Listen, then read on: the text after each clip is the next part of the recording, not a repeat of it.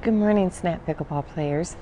It's a little quiet this morning because, well, it's 5 o'clock. All right, 5:30. But anyway, as promised, here's our video for the overhead smash, okay? Now, what happens is our opponents, bless their hearts, have popped the ball up. And we are like, all right, we get to bam this baby, right? So what we want to do, as soon as we see that pop up, we're here at the ready, okay, nice and ready, and it pops up. Well, the first thing I do when I see it is I bring my arms like that, all right? Let me see, like that. Now, there's a couple reasons why I bring this hand up. One, balance, because if you don't, you're like this, you're not going to have balance. You're just going to be awkward and you could fall into the kitchen, which is not a good place to fall. Another reason is, let's see, balance, intimidation. You know, as soon as it, automatically they know that they did a boo-boo because the ball is going up and they're like, ah, snap, and they're backing up, getting ready for the defend because we're like this, okay? We want to make our opponents uncomfortable. To make our opponents uncomfortable, we go ahead and intimidate them by doing this. So as soon as you see your opponents do this, you know nothing's good going to come out of that. Another reason is I go ahead and I follow the ball with this hand, so that way when I'm like this and I need to come back a little bit, I'm able to watch the ball and figure out where I want to make contact, okay? I want to make contact in front of me, not back here, okay, in front of me. And this hand here helps me in order to gauge where I want to make contact. So those are the three reasons. My most favorite, though, obviously, is because it really does scare your opponents when they see you go like this.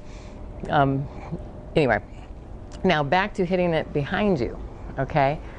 You don't want to do that. You don't want to take a big swing back here, okay? Because if we take a big swing back here, like that, we're going to make contact here. Our follow through is going to be down like that.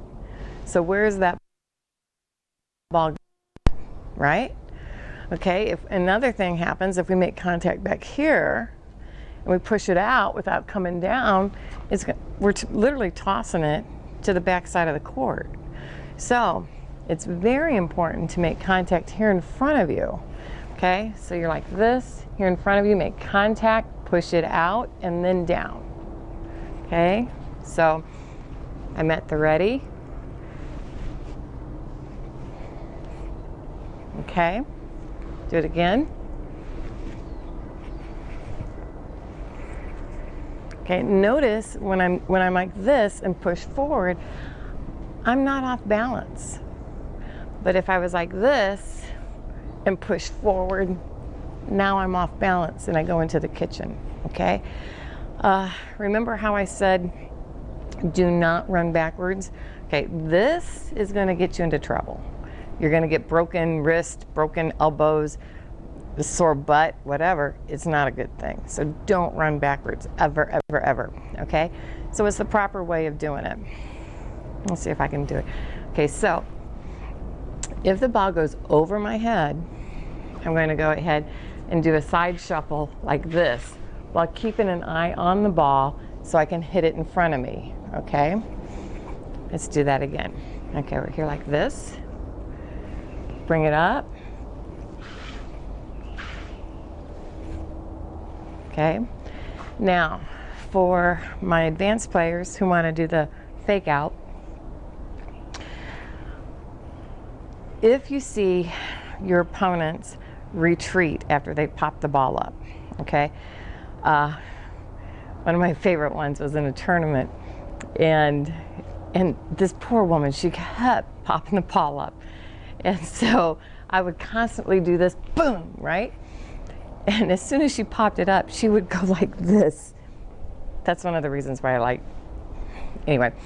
But anyway, as soon as you see them run backwards and you've done your little intimidation factor, As soon as you see them run back, not run backwards, oh, I didn't mean to say that, shuffle backwards. As soon as you see them retreat, you're going to go ahead and make sure that they're still retreating, and then you're just going to plop it right here. Now, the key is not to do it hard. And the reason you don't want to do it hard is because if you do it hard and they're mobile, they could go ahead and the ball will pop up too high. If the ball pops up too high, it gives them time to come back and retrieve the ball and get it. And so we don't want to have that happen. So when you do your fake out, you're just going to go boop, and then it just plops over that net into the kitchen, and it doesn't have the power to come back up. Okay, so that's a good fake out. Another way to do a good fake out is to make sure you angle it, so that way when it pops out this way and not back to them. Okay, you don't want your fake outs to go towards your opponent so that they can meet it. You want it to go out so that it bounces out of the court. Hopefully they're not quick enough to do around the post on you. Okay, if it's too high and it's at an angle, they could do it around the post. Remember, we don't want to be the assist on any of those things. I, however, assisted last night. I'm like, they got a beautiful round the post, and I was the one that put it there. Anyway, we'll talk about that again for the newbies who don't know how this whole thing started. We'll do a live feed sometime this week. I'll put it on our group page. And anyway, you guys, hope this kind of helps you out. Go have fun and enjoy the weather. Look at how beautiful this is, huh?